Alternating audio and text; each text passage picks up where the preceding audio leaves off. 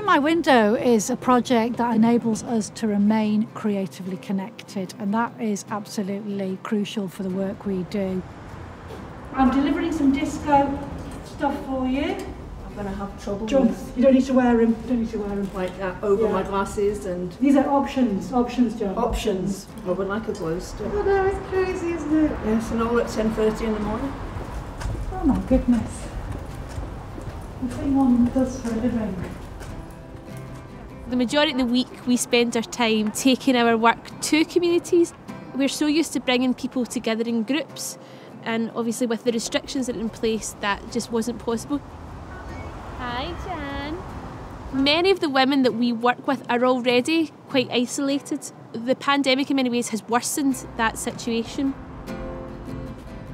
It felt very important to us to make contact with our existing groups and members in the community. And what it aims to do is help ignite creative connections. Citizens Theatre continues as the months roll on. Well, the project came about very early on when I was visiting somebody in the community with my dog, and we started having a conversation through a window because this felt like the only way we could communicate together.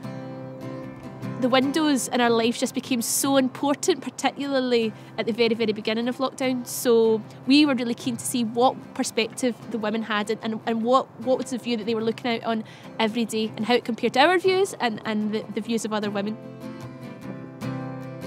So from there, we just decided to visit more people through windows and doorways and in outside spaces because they felt like exciting creative possibilities.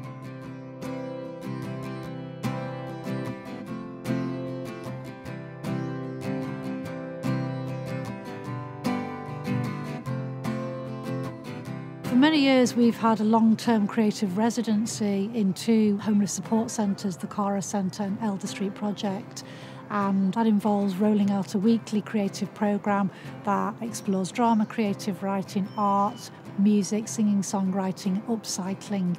When those projects then had to pause because of lockdown, we had to start reimagining our practice and had to start thinking of new and inventive ways where we could maintain creative connectivity.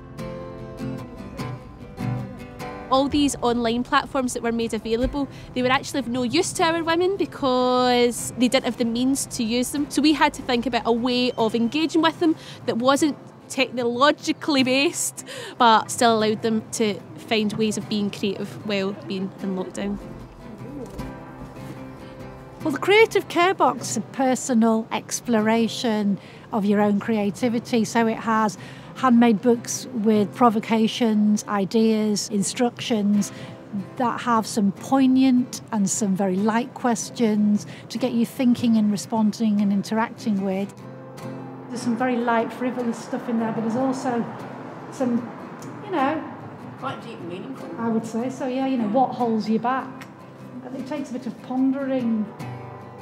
Some people have really benefited from the creative element of it. They've really felt that they need a distraction. But also, many of the women have just enjoyed the company. This has forced us to kind of go out into the Gorbals and bring theatre and creativity to people in a way that we've never done before.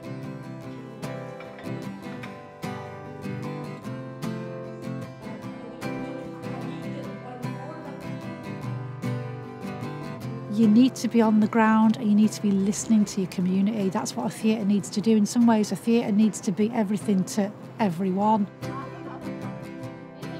Where there is need, the project will continue, and we will continue that creative connecting relationship as long as it's required and people are enjoying our visits and people are enjoying interacting with the Creative Care Box.